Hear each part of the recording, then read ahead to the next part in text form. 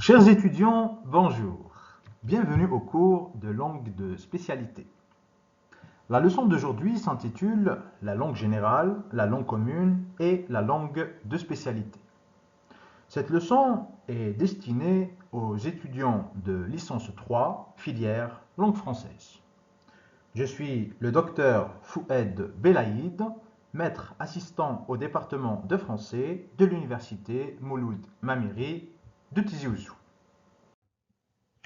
Dans ce cours, nous commencerons par définir la langue de spécialité. Nous distinguerons ensuite la langue générale, la langue commune et la langue de spécialité avant d'examiner la relation entre la langue commune et la langue de spécialité. Nous terminerons enfin par une conclusion et un court test de vérification des acquis. À la fin de ce cours, vous serez capable de distinguer la langue générale, la langue commune et la langue de spécialité, expliquer la relation entre la langue commune et la langue de spécialité, et enfin, identifier des mots et des énoncés relevant de chacune. Commençons par les définitions de la langue de spécialité. Eh bien, en termes simples, la langue de spécialité est la langue utilisée dans un domaine particulier, comme la médecine, le droit ou l'informatique, pour communiquer des connaissances spécialisées. Pour Pierre Lerat, la langue de spécialité est une langue naturelle considérée en tant que vecteur de connaissances spécialisées. Dubois et Hall définissent la langue de spécialité comme un sous-système linguistique qui rassemble les spécificités d'un domaine particulier. Ce qu'il faut retenir, c'est que la langue de spécialité est une langue qui permet d'exprimer des connaissances spécialisées.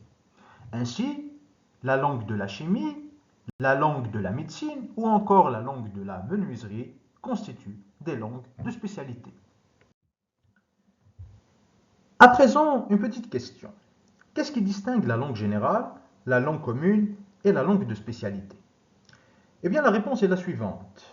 La langue commune, c'est la langue de tous les jours, celle de la communication quotidienne.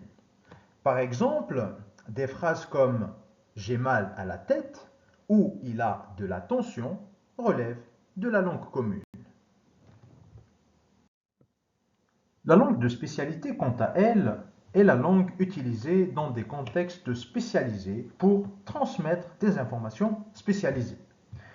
En langue de spécialité, j'ai mal à la tête devient le patient présente des céphalies et il a de la tension devient le patient présente une hypertension artérielle. Maintenant, qu'en est-il de la langue générale? Eh bien, la langue générale correspond à l'ensemble de la langue. Elle regroupe à la fois la langue commune et la langue de spécialité. Passons maintenant à la relation entre la langue commune et la langue de spécialité. La langue de spécialité et la langue commune entretiennent une relation d'interdépendance et s'influencent mutuellement. La langue commune puise de la langue de spécialité et inversement. Prenons l'exemple du terme bug. Dans le domaine informatique, le terme désigne une erreur dans un programme ou un système et possède donc un sens spécialisé précis. La langue commune a ensuite emprunté ce terme pour désigner le dysfonctionnement d'un appareil. Par exemple, on dira qu'une machine bug. Le terme est également utilisé pour évoquer un blocage mental, comme dans l'expression « j'ai complètement bugué ». On voit donc qu'un terme spécialisé peut passer dans la langue commune et acquérir plusieurs sens. Il devient ainsi polysémique. Pour conclure, retenons 4 idées essentielles. La langue générale regroupe l'ensemble de la langue commune et de la langue de spécialité. La langue commune, c'est la langue de la communication quotidienne. La langue de spécialité, enfin, est un usage spécialisé de la langue générale dans un domaine particulier. Retenons enfin que les échanges entre la langue de spécialité et la langue commune témoignent de leur influence réciproque. Terminons maintenant par un court test pour vérifier si vous avez bien assimilé le cours. Choisissez la bonne réponse. Première question. La langue de spécialité sert principalement à A. Communiquer dans la vie quotidienne.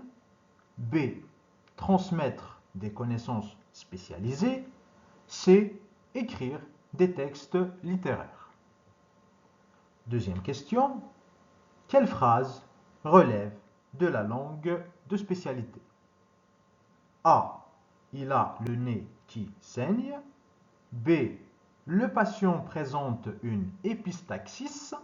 C. Il boit un verre d'eau.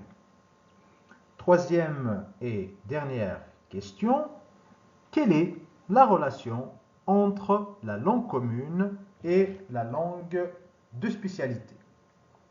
A. Elles sont totalement indépendantes. B. La langue de spécialité est une langue étrangère par rapport à la langue commune. C. Elles entretiennent une relation d'interdépendance et s'enrichissent mutuellement. Je vous laisse quelques instants pour répondre. Mettez la vidéo en pause, puis revenez lorsque vous aurez terminé. Voilà, comme vous pouvez le voir à l'écran, les bonnes réponses sont B, B et enfin C. Donc la langue de spécialité sert principalement à transmettre des connaissances spécialisées. La phrase qui relève de la langue de spécialité, c'est la phrase « Le patient présente une épistaxis ». Et enfin, la langue de spécialité et la langue commune entretiennent une relation d'interdépendance et s'enrichissent mutuellement. Pour approfondir les notions abordées dans ce cours, je vous invite à consulter les références suivantes.